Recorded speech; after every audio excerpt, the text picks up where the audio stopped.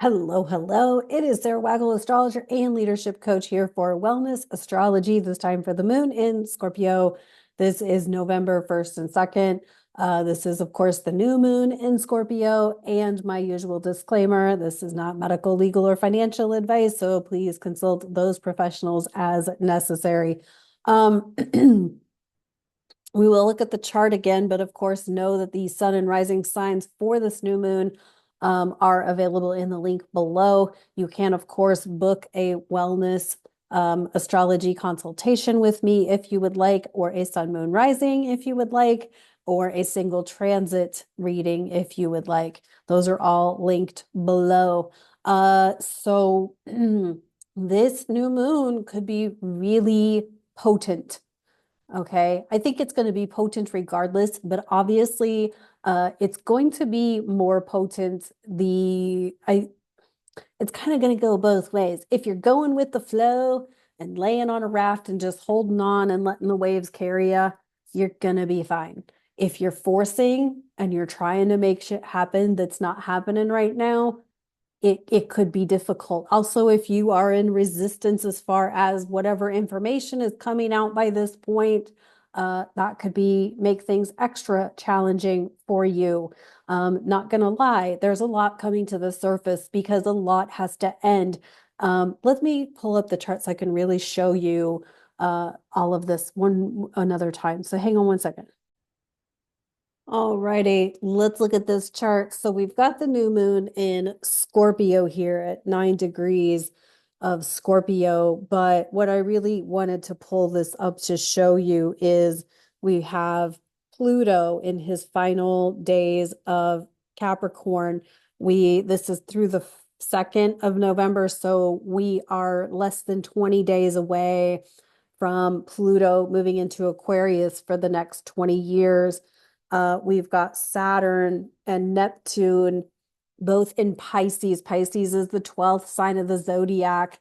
It's the final sign of the zodiac. And as soon as these planets move direct, they're going to start making their way towards Aries, which is the first sign of the zodiac. And so that's going to happen. Well, we'll have, of course, Pluto starting in November. By March, we will have Neptune dip into Aries. By May, I believe it is, we'll have Saturn go into Aries. And then we would have to look down here at Jupiter and Uranus. Jupiter in Gemini. Jupiter changes signs every year anyway, but he's moving into Cancer by May of 2025. And Uranus is moving into Gemini in July of 2025. So the significance here is, if you can see this mess of blue lines,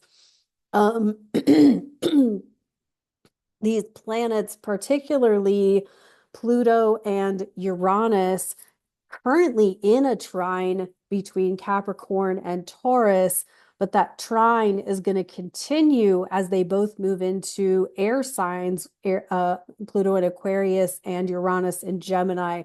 And so that trine's going to continue. So whatever kicks up and gets going in November is going to kind of get a lightning strike or an accelerated jolt by the time Uranus moves into Gemini. And then of course, with Neptune and Saturn moving into Aries, it's like something's got to go. And so that's what I mean by this could be tricky for some people, because if you're not ready or willing to let something go in order to go to the next level of your life, this could get tricky. If you're in full on surrender mode and you're like, I'm ready, just let me surrender to the discipline that I need to do. Let me surrender if my relationship's ready to be done, that it's got to be done. Let me surrender to wherever I need to relocate to for the next big thing, or to get in more in alignment with my highest self, my highest good, those sorts of things. And in the mix of all of this is Mars in Cancer. Mars in Cancer, sorry, currently opposite Pluto. gonna move into Leo for a hot minute, and then by early December, he's gonna retrograde. So we're all gonna feel by December this like slow down because Mars being our motivation, our get after it energy is gonna retrograde. And that's part of this kind of process, and it's also divinely timed. I just love the way the universe does this stuff because Mars going retrograde at a time when everything is ending and we're all kind of in a preparatory mode. By preparation, I mean, think about this.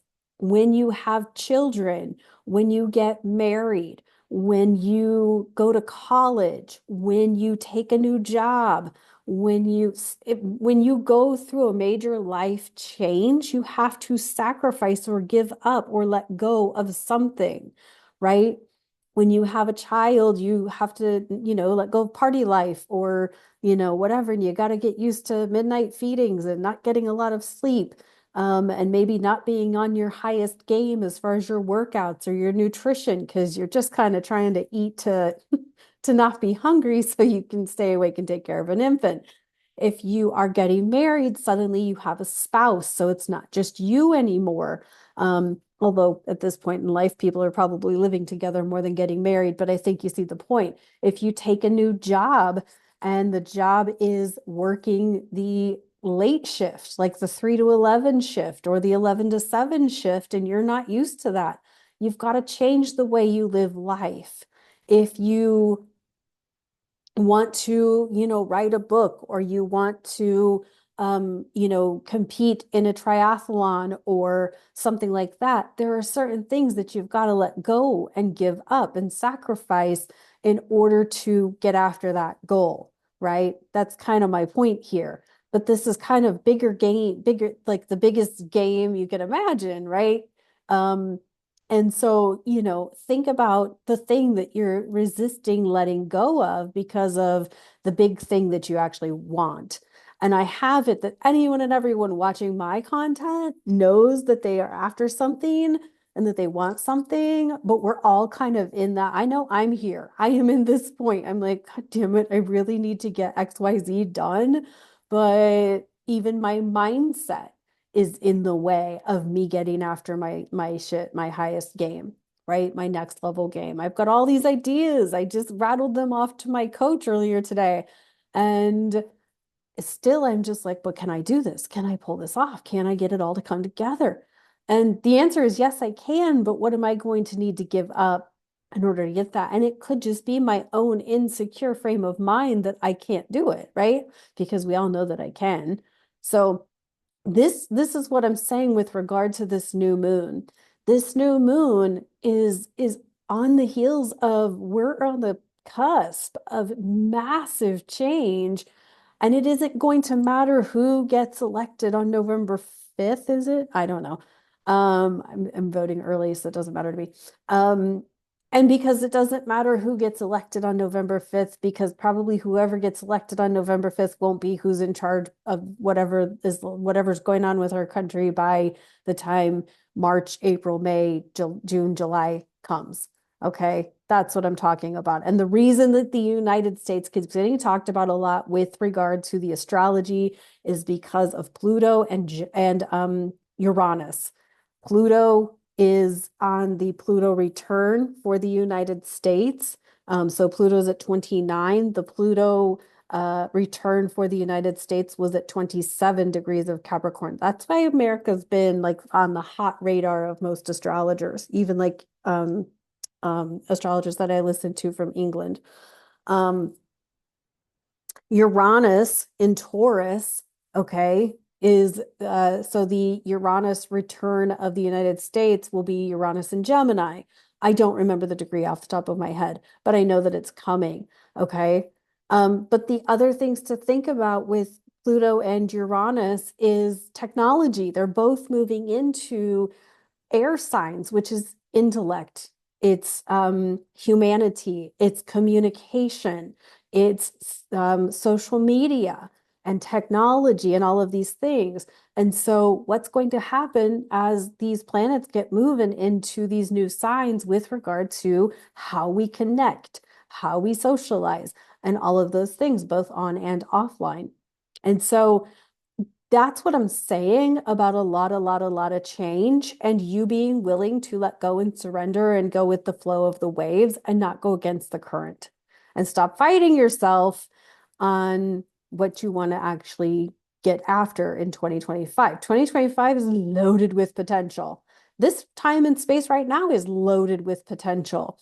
If you're willing to hear your higher self, your guides, your spirit guides, your animal guides, they're all trying to show you something. Sometimes you just got to quiet down and listen to what they have to say or what they're trying to show you that you're capable of, right?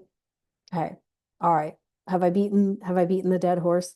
I do feel like though that there's going to be some sort of mind-blowing either download, um, intuitive nudge with this Mercury opposition and Mercury trining Neptune. Mercury is also, I believe, during this Moon and Scorpio cycle, Mercury is going to move into Sagittarius, and we will in a few days start to see him move into his pre-retrograde shadow, which will happen in Sagittarius season. So be aware that that's coming up for those of you who are sensitive to Mercury retrograde. So anyway, I think that's all I have for the chart. It's one of those times where it's like, let go, relax, let things fall apart if they're meant to fall apart. Let things come together if they're meant to come together because they will. And you have to trust and have faith that God Source Universe is making some wild shit happen the more you take inspired action towards some wild shit happening for you. So, yeah. So that's the moon in Scorpio. Hydration, hydration, hydration. This is a moon in a water sign. This is a dark new moon. Hydration. You may also feel an upset stomach during this time. So kind of be gentle with your nutrition. Be like attentive to bowel movements, urination, all of those things. Be attentive to those things because sometimes a lot of scorpionic energy can bring about mental constipation, which can also lead to physical constipation.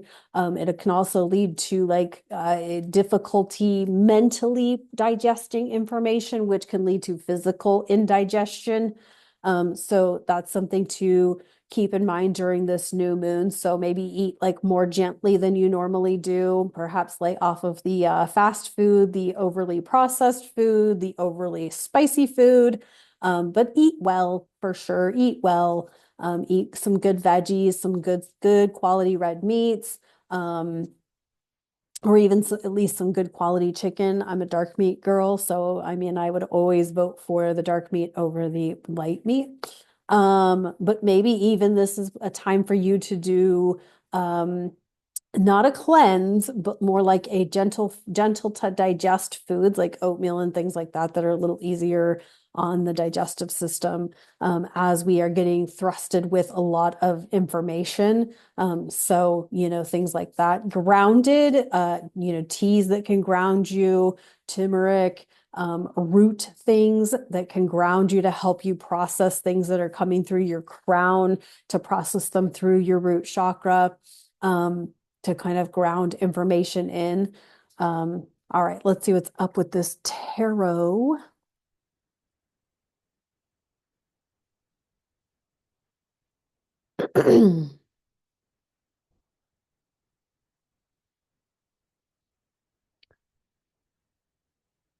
We got the Page of Batleths in reverse. Alexander. Page of Batleths in reverse. Stop resisting. Stop resisting how this is playing out. There's a lot of fate type energy along with this lunation, along with the Scorpio season. There's a lot of fate energy around it, and a lot of it has to do with the Pluto-Mars opposition. So stop resisting how things are playing out. A lot of it is out of our control. A lot of it is from a from a really zoomed out perspective, a lot of it you signed up for, right? Because we signed up to be here in this time and space. So a lot of things that are happening, it was meant to happen. It was fated. It was gonna happen regardless of what you did. But I think all in all, just stop resisting, kind of surrender and be with the flow of the energy, the flow of the planets right now, and kind of just let things unfold as they are meant to unfold. Let's get another card here. Um,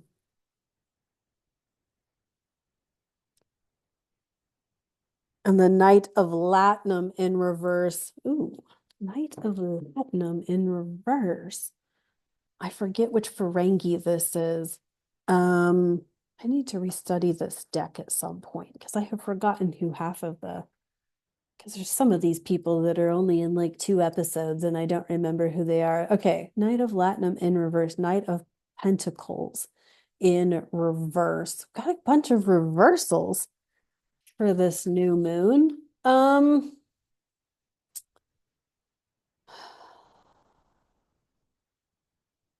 Well, I think there's a level of resistance for sure. People are resisting things that are coming apart, number one. And number two, I think there's also a lack of being able to stand your own ground, perhaps because you don't even know what the ground is that you're standing on. And that can happen with cognitive dissonance. That can happen when there's this much instability on the linear level. Okay, there's stability in the going with the flow and being in surrender mode. There's not so much stability in the linear time mode. So basically the difference between the 3D and the 5D, or living the 3D timeline versus living in the divine or more authentic being in a fluid timeline. So I think like there's so much instability that's just kind of rocking people's world and rattling people quite a bit. This is certainly a pressure cooker time. This is certainly a very unstable, uncertain time, right? One that has been anticipated by astrologers for several years, because we all knew that these planets were about to change signs in the same damn 6 month span of time. But in order to get to this point, there's going to be messy. There's going to, if you've ever been through transformation, if you've worked with a coach, if you've worked with a therapist, if you've worked on shadow work whatsoever, you know it gets messy.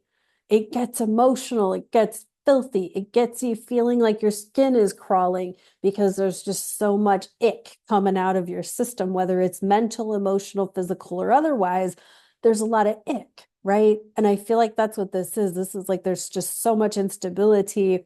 Your faith in yourself, your faith in God, source, universe is going to be really important. I think I forgot to pull a dark magic card for the moon in Libra. So let me do it for this moon in Scorpio. Um, I only know that because I just filmed it right before I filmed this one. All right.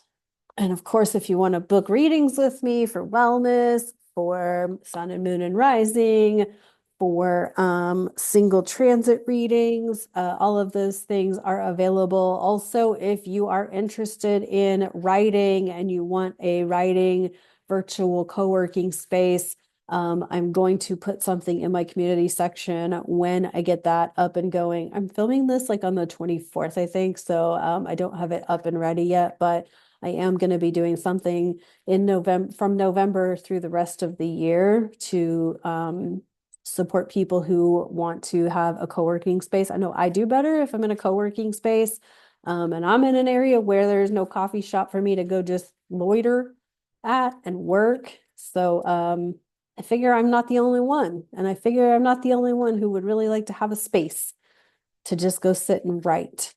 So I will post something in my community section when that is open. So let's see what's up with the dark magic, MAGICK. Working on that shadow work.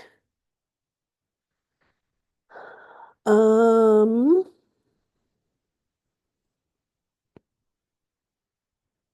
okay, this is fly. Um, be free to know you are loved. 100%. Know that you're loved. Know that whoever you are authentically is somebody who is loved, lovable, and capable of loving. I feel like this is so important. Y'all, when I tried to fit in with others, it hurt my physical body to do it. And as I stepped more into my authentic self and getting into spiritual work and Reiki and tarot and astrology, and all of that, I thought I was like the most lonely person on the planet because every friend that I had known basically since childhood, college, like we're talking 25, 30 years, was not interested. But I knew I had to go with what felt right for myself, my mental state, my emotional state, my physical state. And the more I tuned in and tapped into that, I have now found way more supportive people who are actually interested in like supporting me versus people who are constantly criticizing, judging, or whatever. And I didn't do it to like piss people off or hurt people's feelings. I did it because it was what felt right to me to do. So you will go through a process of everyone thinking you're weird, everyone thinking you're probably a wackadoo, right? Or batshit crazy. However, what I want you to hear me say is that you will fly. You will indeed fly. You are indeed loved. You are indeed lovable, and you are indeed able of loving. The more you step into this authentic version of yourself, that's probably going to blow your freaking mind. It's really cool. It's a really cool space to be in. And it'll take time. It'll take time, but damn, it's good. Damn, it's good. All right, enjoy this full moon. It might feel like a full moon. Shit, it is a moon in Scorpio for crying out loud.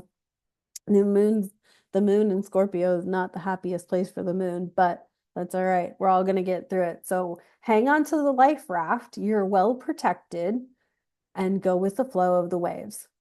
All right. All right. I'll talk to you in the next video. Bye for now.